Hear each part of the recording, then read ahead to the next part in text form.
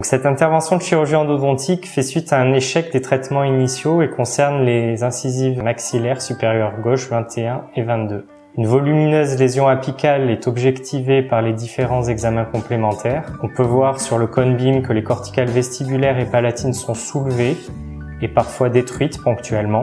Il existe aussi potentiellement une communication avec le foramen nasopalatin qu'il faudra prendre en compte lors de l'intervention. Après une anesthésie locale à l'articaïne à 1/100 millième et après décontamination du champ opératoire, une incision intracirculaire avec une microlame Swan Morton 69 est pratiquée de 11 à 23 ainsi qu'une incision de décharge distale à gauche. Le décollement est de pleine épaisseur, décolleur de Pritchard, et les adhérences fibreuses sont disséquées en regard de la fistule vestibulaire.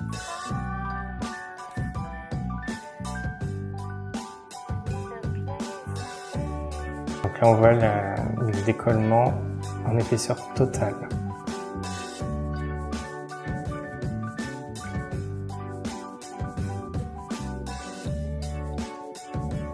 Une ostéotomie apicale est pratiquée avec une fraise boule ou une fraise Zechria chirurgicale montée ici sur un contre-angle bague rouge dont la tête est angulée à 45 degrés et qui est reliée à une poche d'irrigation externe. Le risque d'emphysème est ainsi totalement écarté puisqu'il n'y a pas d'air envoyé. Dans certains cas, on peut utiliser aussi une turbine impact air qui peut pallier ce risque. La résection apicale est ici pratiquée d'emblée avec la même fraise Zechria chirurgicale afin de permettre un curetage plus aisé de la masse de tissu de granulation qui ici s'étend aussi bien en vestibulaire qu'en palatin. Un échantillon est envoyé pour analyse histopathologique. Le biseau n'a pas besoin d'être trop incliné dans le secteur antérieur maxillaire, on essaie d'être le plus à la perpendiculaire de l'axe radiculaire. La préparation des canaux à rétro est réalisée avec des inserts de chirurgie endodontique diamantés, plus une irrigation, qui permet une préparation jusqu'à 9 mm. Une irrigation intracanalaire utilise du digluconate de chlorhexidine à 2%. Après avoir isolé le fond de la crypte osseuse avec des compresses stériles, on cherche une hémostase grâce à l'utilisation de sulfate ferrique. Les canaux vont être séchés avec des pointes papier stériles.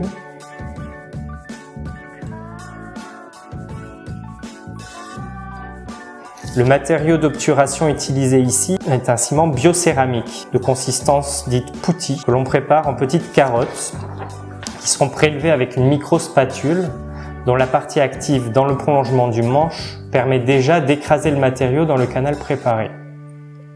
Celui-ci est ensuite foulé avec des micro-fouloirs adaptés au diamètre de préparation.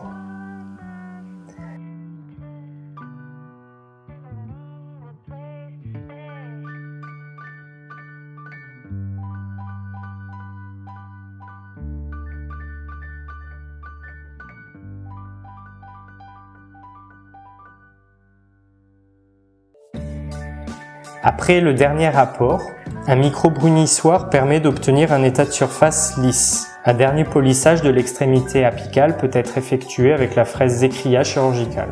Les pertes de matériaux vont être correctement éliminées de la crypte osseuse et l'on veille aussi à supprimer ces coagulums provoqués par le sulfate ferrique afin d'éviter tout retard de cicatrisation. La crypte osseuse est désinfectée puis rincée. Une technique de régénération osseuse guidée est rarement nécessaire en chirurgie endodontique.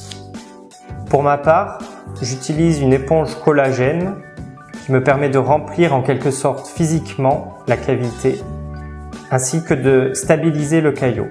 L'utilisation d'une membrane peut être discutée dans le cas où les deux corticales sont atteintes, et ce afin d'éviter une cicatrisation fibreuse. Le lambeau est suturé enfin. Ici, on utilise un fil résorbable, c'est du Vicryl 6.0. On peut aussi utiliser du monofilament non résorbable. Dans ce cas, des points suspendus sont choisis, puisque c'est une incision intracirculaire, et plusieurs points interrompus sont pratiqués au niveau de l'incision de décharge.